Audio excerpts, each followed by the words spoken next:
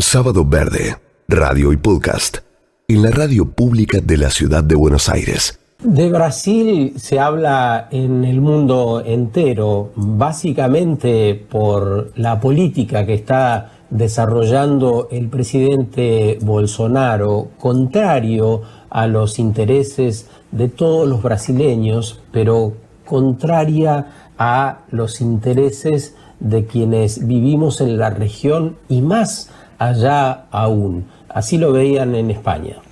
El mundo mira horrorizado como la Amazonia brasileña es consumida por las llamas. Importantes zonas de conservación y territorios indígenas se encuentran amenazados por los más de 50.000 incendios en la región.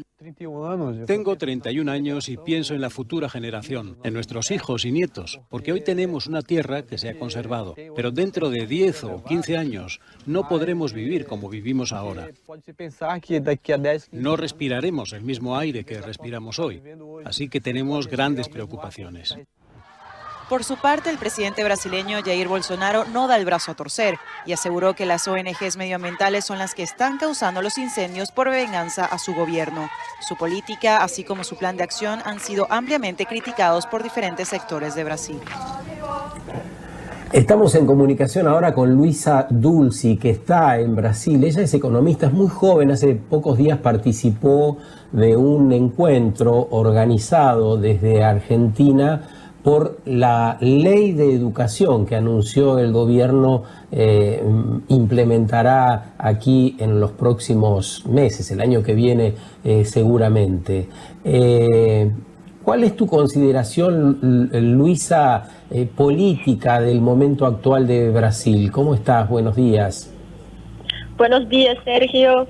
Un placer estar acá. Muchas gracias por la invitación. Y bueno, la situación en Brasil es muy grave, ¿no? Hay muchas formas de violencia contra la naturaleza y las personas. Y bueno, los incendios y todo esto muestra cómo el gobierno no tiene respeto y no tiene políticas para proteger el medio ambiente y la gente que vive ahí. Entonces es muy grave, no hay duda. En la conversación que se organizó desde Buenos Aires, efectivamente se habló de educación. ¿Qué aprendizajes crees deberíamos compartir y quién debería transmitir esos aprendizajes comunes para todos los que habitamos por acá, para toda la región? ¿Qué pensás? Bueno, yo pienso que tenemos dos cuestiones muy importantes en el debate ecológico y de una ley de educación ambiental. La primera es que el debate ecológico muchas veces está muy lejos de la vida de las personas. Entonces tenemos que traer más cercano, tenemos que poner cuestiones que tienen que ver con el cotidiano de las personas. Y la otra cuestión es que el debate ecológico no es solo sobre el futuro, pero también tiene que ver con el presente, ¿no? Entonces tenemos que sensibilizar a las personas con cuestiones como la comida, la producción de la comida y todo lo que tiene que ver con su vida real, así que estén más cerca del debate y se sientan que quieran participar de la discusión. Es que la pobreza y la exclusión que nos azota de un modo cada vez más fuerte tiene directa relación con el cambio climático y con el ambiente. Eso es lo que hay que linkear, ¿no? Claro. Cuando hablamos, por ejemplo, del racismo ambiental y las cuestiones que tú hablaste de la pobreza, es claro que hay un recorte, que hay un corte de clase y de cuestiones de la economía, ¿no? El debate ecológico no está desconectado de las cuestiones políticas, culturales y económicas. Pero lo que pasa en Brasil, por ejemplo, el presidente Bolsonaro, que hace todo esto en contra del medio ambiente, tiene mucho apoyo entre los pobres y también entre las personas que viven en el campo. Entonces, esto es una cuestión que tenemos que preguntarnos lo que pasa, ¿no? Y intentar saber y escuchar las personas más pobres, los agricultores, por qué no están conectados al debate ecológico. Y intentar a ver cómo traerlos para esta charla, ¿no?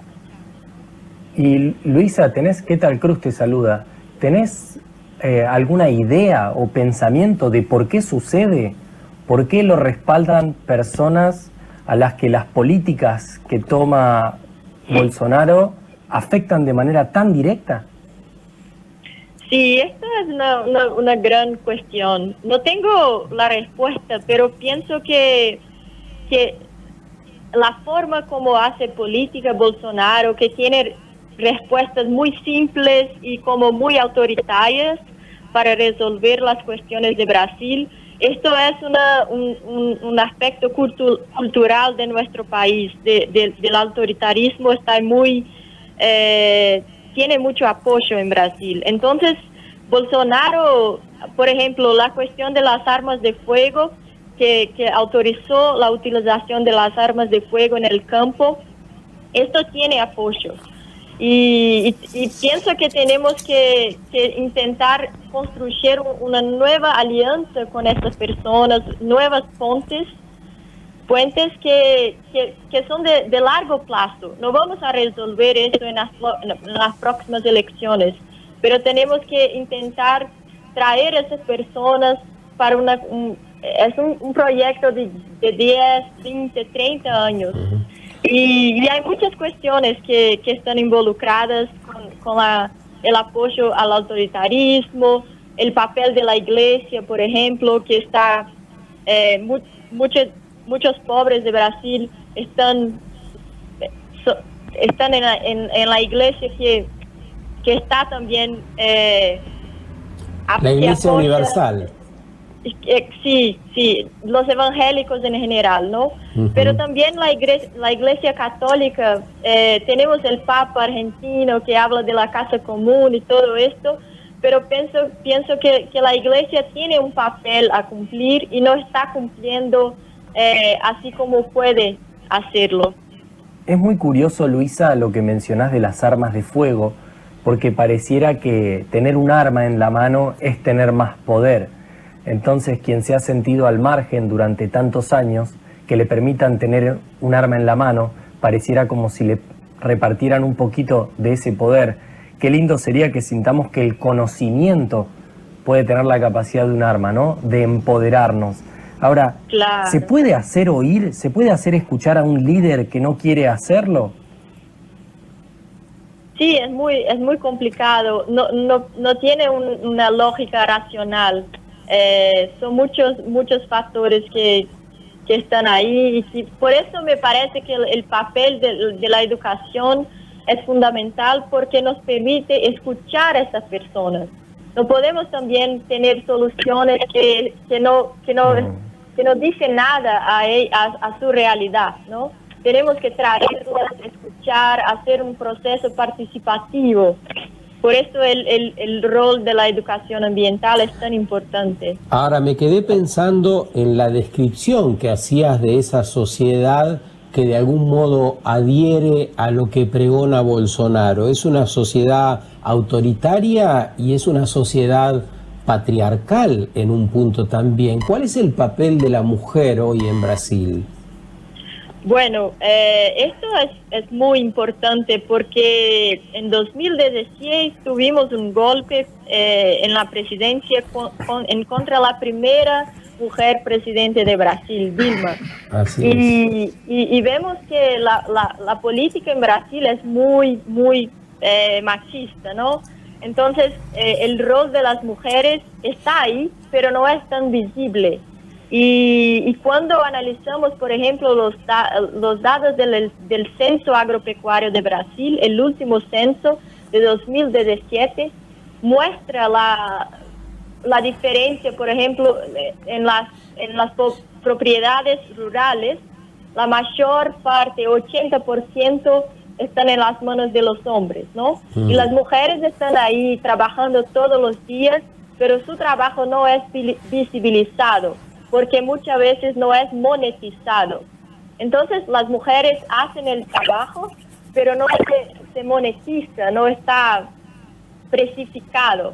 y por eso están en las márgenes.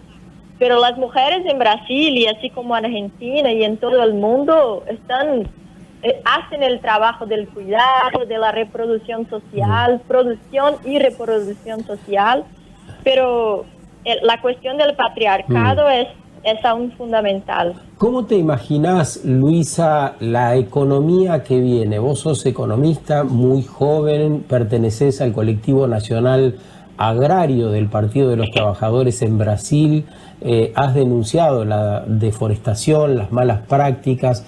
¿Cómo te imaginás la política que viene, la economía que viene? Estamos en un momento muy difícil, ¿no? Aún más por la pandemia, que tiene que ver con el medio ambiente. Y esto tenemos que decir. En Brasil estamos llegando a 150,000 muertes por el coronavirus, muertes oficiales, ¿no?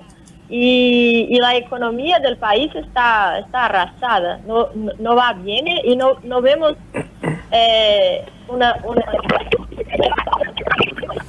el gobierno está vendiendo las empresas públicas del país y no tienen un plan de investimentos y todo esto. Entonces es muy, muy complicado.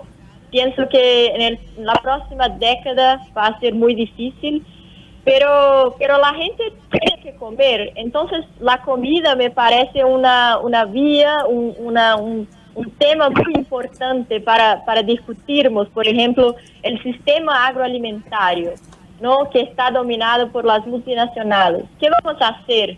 Tenemos que nosotros, la academia, los movimientos sociales, luchar por la construcción de un nuevo sistema, ¿no?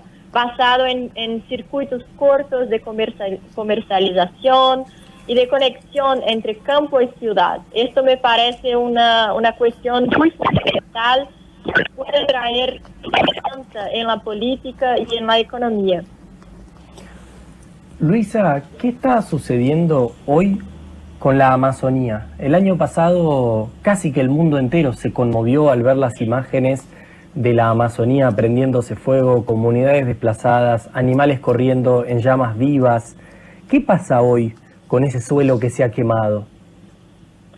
Bueno, la cuestión ahora en Brasil es la deforestación de la Amazonía y del Pantanal, ¿no? Que es una región más abajo.